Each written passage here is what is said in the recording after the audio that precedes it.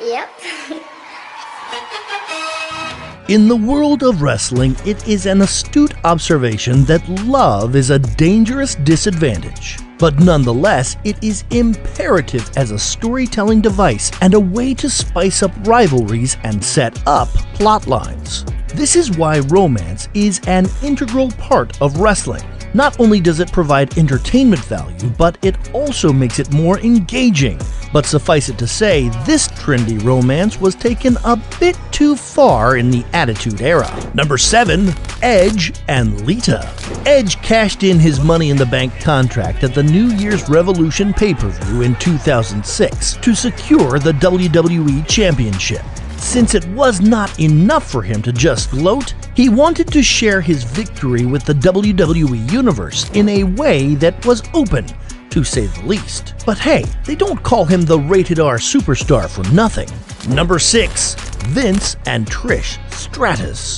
This was not actually a moment on the show, but rather a very crude way to advertise for a wrestling show.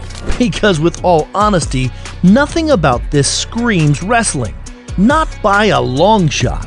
But I suppose they did have to provoke one very primitive evocation among their audience, and unfortunately at the time, this is what women wrestlers were used for. Anyway, the scene speaks for itself, and I'm sure anyone over the age of 12 could understand the message it was trying to convey. Number 5. Bobby Lashley and Lana. This next entry on this list is something I can describe.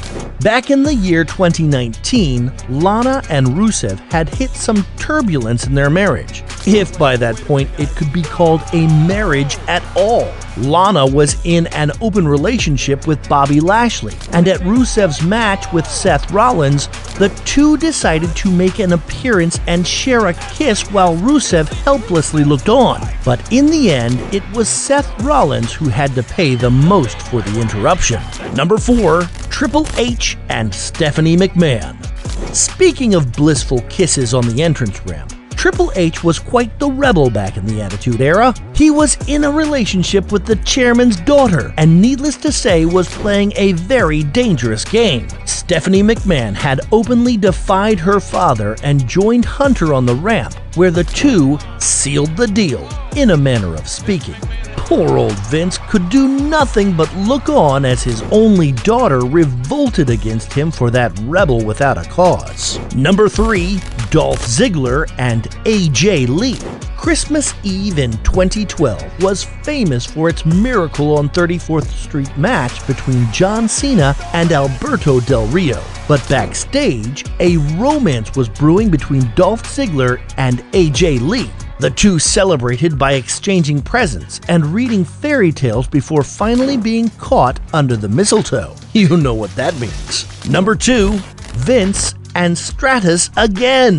Vince McMahon has always used his authority as the chairman of the company in a very exploitative way. Usually, this would involve Trish Stratus in one way or another, but boy oh boy, the lengths this man goes to promote his business. On an episode of Raw in the Attitude Era, Vince pushed this to the limit when he kissed Trish Stratus in front of his wife. Confined to a wheelchair, she could do nothing but look on in disgust. And number 1, John Cena and Nikki Bella. But hey, let's end on a positive note, away from the vulgarity of Vince and the vestiges of his corrupted business. Usually when we see weddings on WWE, they're staged, but there was only one that was wholeheartedly genuine, and that was when John Cena proposed to his longtime love interest on the grandest stage of them all at WrestleMania 33. This was one sincere expression of love, unlike the usual provocative quagmire we're accustomed to seeing on the show. And that's it for this one, guys. If you enjoyed watching this countdown, be sure to slam that subscribe button and tag that like to show me some love. Thanks for watching.